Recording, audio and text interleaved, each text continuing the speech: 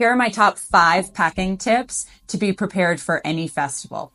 Number 1, make sure you bring versatile clothes. Think breathability, stain-resistant pants, things that can transfer from the heat of the day to the cool of the night and keeping you looking good and comfortable the whole way through.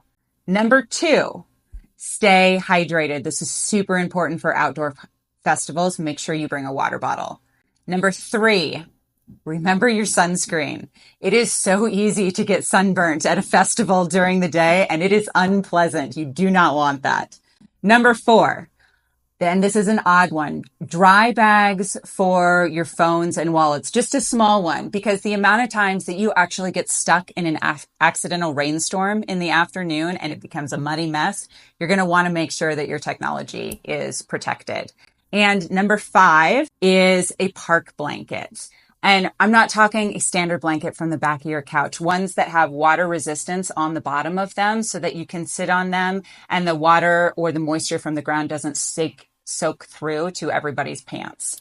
So those are our top 5 tips for packing and being prepared for any festival this summer.